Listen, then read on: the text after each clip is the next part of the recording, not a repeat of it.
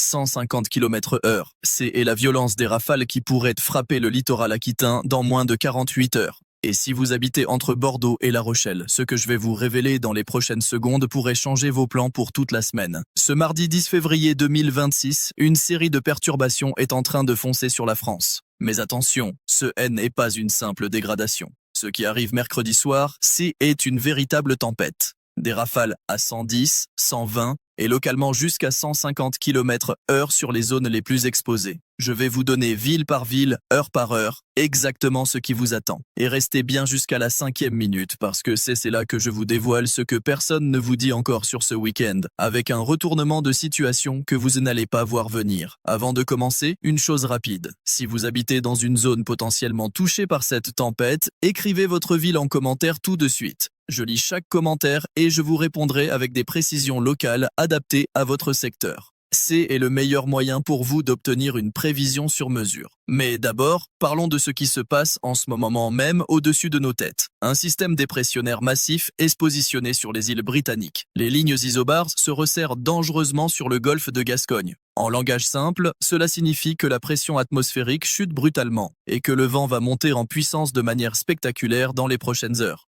Ce resserrement des isobars est exactement le signal d'alarme que les météorologues surveillent depuis plusieurs jours. Et ce signal, il est désormais confirmé par tous les modèles de prévision. Aujourd'hui mardi, c'est le calme relatif avant la tempête. Relatif parce que le temps est déjà très perturbé.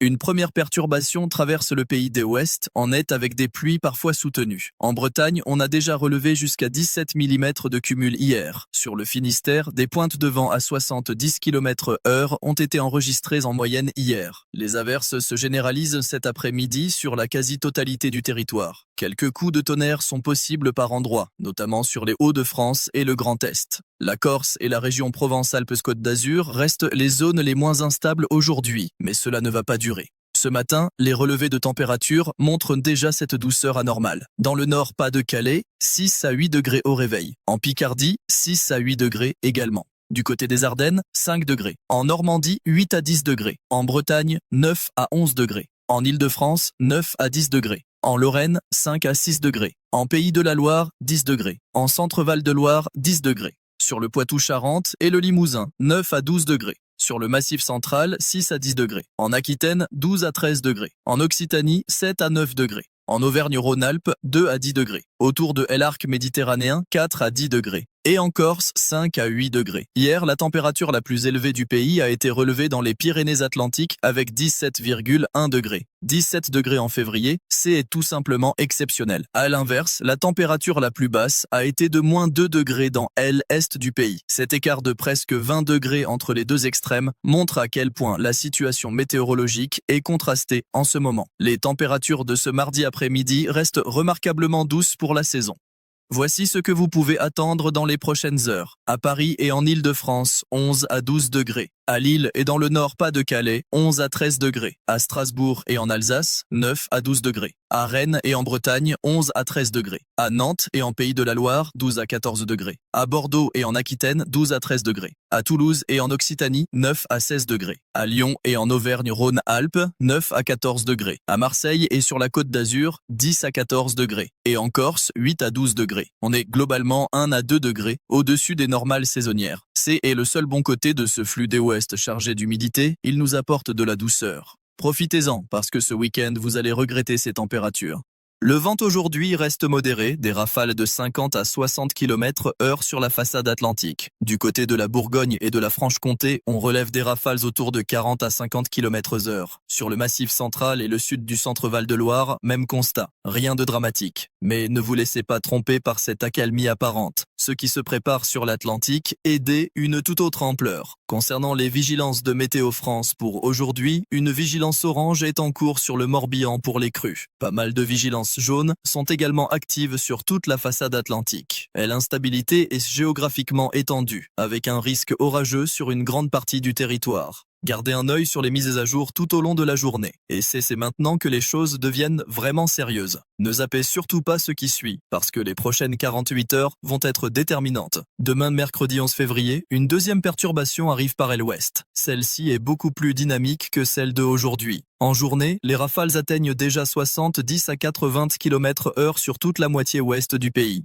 Des averses orageuses éclatent sur la Bretagne sud, la côte charentaise, et dans un axe allant de l'Aquitaine jusqu'à l'Auvergne-Rhône-Alpes en passant par la Franche-Comté. La Corse-N est pas épargnée avec des rafales pouvant atteindre 110 km/h dès mercredi après-midi. Pour les Corses, c'est un point de vigilance majeur. Les températures de mercredi matin seront exceptionnellement douces, 5 à 15 degrés au réveil sur l'ensemble du pays. En Île-de-France, 11 à 12 degrés dès le matin. C'est tout simplement remarquable pour un mois de février. Sur la Côte d'Azur, on sera 3 degrés au-dessus des normales. Ce souffle doux est directement lié au flux océanique puissant qui précède la tempête. C'est d'ailleurs un phénomène classique. Avant les grandes tempêtes, l'air doux remonte massivement du sud-ouest. C'est un peu le dernier cadeau avant le chaos. Les maximales de mercredi après-midi grimpent encore. 9 à 18 degrés sur le pays. Jusqu'à 17 degrés dans le sud-ouest, jusqu'à 18 degrés sur l'arc méditerranéen, soit 4 à 5 degrés de plus qu'aujourd'hui sur l'extrême sud-est. Marseille, Nice, Montpellier, Perpignan, vous allez connaître une après-midi presque printanière. Paris gagne 1 degré pour atteindre 12 à 13 degrés. Et l'évolution entre mardi et mercredi montre une certaine stabilité sur la moitié nord, mais une nette hausse sur le pourtour méditerranéen. Mais cette douceur a un prix. Et ce prix, vous allez le payer dans la nuit de mercredi à jeudi. Ne bougez pas, voici le moment crucial. Accrochez-vous bien parce que le timing de cette tempête est désormais très précis. Et c'est cette précision qui peut faire la différence entre être préparé et être pris au dépourvu. Phase 1, la montée en puissance. Mercredi soir, à partir de 21h, le vent commence à forcir nettement sur le golfe de Gascogne et le littoral aquitain. Les premières rafales à 80-90 km/h touchent les côtes charentaises. La perturbation S enroule sur elle-même, signe que le système dépressionnaire se creuse rapidement. Si vous êtes à La Rochelle, Rochefort, Royan, c'est à partir de ce moment-là que vous devez être à l'abri. Phase 2. Le paroxysme. Entre minuit et 6 heures du matin jeudi, c'est le cœur de la tempête. L'enroulement dépressionnaire est clairement visible sur les modèles. C'est à ce moment que les vents atteignent leur intensité maximale. Sur les côtes charentaises, 100 à 110 km/h. Sur le littoral aquitain, de la Gironde Hollande, 110 à 120 km/h. Sur les zones de relief exposées et au large, des pointes à 130, 140 et ponctuellement 150 km/h. Même à l'intérieur des terres, dans le Poitou-Charentes, le sud des Pays de la Loire et le Limousin, les rafales dépassent les 80 à 90 km/h. Des arbres peuvent tomber, des coupures d'électricité sont à prévoir, des toitures peuvent être endommagées. C'est du sérieux. Phase 3. L'atténuation progressive. Jeudi matin, à partir de 9h, le vent faiblit lentement mais reste soutenu jusqu'en milieu de journée sur la moitié sud. Les dernières rafales significatives devraient se produire en début d'après-midi de jeudi. Mais la journée de jeudi restera globalement la plus turbulente de la semaine, avec encore des pluies marquées sur de nombreuses régions. Donc si vous habitez entre Bordeaux, La Rochelle, Poitiers, Angoulême, Limoges et Niort, la nuit de mercredi à jeudi sera la plus agitée. Des vigilances orange vent sont très probables sur ces départements, voire du rouge sur certains secteurs côtiers si les modèles se confirment. Sécurisez vos extérieurs dès demain après-midi au plus tard. Rentrez vos meubles de jardin, vérifiez vos volets, attachez tout ce qui peut s'envoler et évitez tout déplacement non essentiel dans la nuit de mercredi à jeudi. Si vous avez des proches âgés dans ces zones, appelez-les dès ce soir pour les prévenir. Côté précipitation, c'est tout aussi impressionnant. Les pluies seront copieuses sur un large axe allant du Poitou-Charentes au Limousin et au Massif central. Des cumuls importants sont attendus en quelques heures seulement. Des risques de ruissellement et d'inondations localisées ne sont pas à exclure, surtout sur les sols déjà saturés par les pluies des jours précédents. La limite pluie-neige se situe à 1600 mètres sur les Alpes et 2100 mètres sur les Pyrénées. Au-dessus de ces altitudes, les chutes de neige seront conséquentes, particulièrement sur les Alpes où les cumuls peuvent être significatifs en altitude. Et maintenant, voici la partie que je vous avais promise à la 5e minute. Ce que personne ne vous dit encore sur ce week-end. Et croyez-moi, ce qui suit va vous surprendre. Vous pensez que la tempête de jeudi est le pire de cette semaine? Eh bien détrompez-vous. Ce qui arrive après est peut-être encore plus surprenant et inattendu. À partir de vendredi, un basculement majeur se produit dans la circulation atmosphérique. Le vent S oriente progressivement au nord. De l'air océanique beaucoup plus froid envahit le pays par les régions septentrionales. La douceur exceptionnelle de cette semaine disparaît brutalement en l'espace de quelques heures. La limite pluie-neige S effondre littéralement. Et c'est là que survient le twist. Des flocons de neige pourraient tomber jusqu'en plaine. Oui, vous avez bien entendu. En plaine. Pas en montagne. En plaine. Entre le nord d'Aeth et le Massif central, et possiblement dans le nord-ouest du côté de la Normandie et de la Bretagne intérieure, quelques chutes de neige sont envisagées à basse altitude dès vendredi soir et samedi. Imaginez, on passe de 17 degrés en milieu de semaine à de la neige en plaine 3 jours plus tard. C'est un scénario météorologique absolument remarquable. Dimanche matin, le froid S installe plus franchement sur l'ensemble du territoire. Les gelées font leur retour sur de nombreuses régions après des jours de douceur anormale. Les thermomètres plongent sous zéro dans les vallées, dans les plaines du nord et de l'est, et même dans le centre du pays. On passe de 16-17 degrés l'après-midi, en milieu de semaine, à des températures négatives le matin en quelques jours seulement. C'est un choc thermique considérable qui peut avoir des conséquences sur la végétation déjà en avance à cause de la douceur, et sur les personnes fragiles. Couvrez-vous bien ce week-end, mais l'histoire ne s'arrête pas là. Dimanche après-midi et soirée, une nouvelle perturbation arrive par les ouest, accompagnée elle aussi de faibles chutes de neige possibles dans le nord, le centre et le nord-est de la France.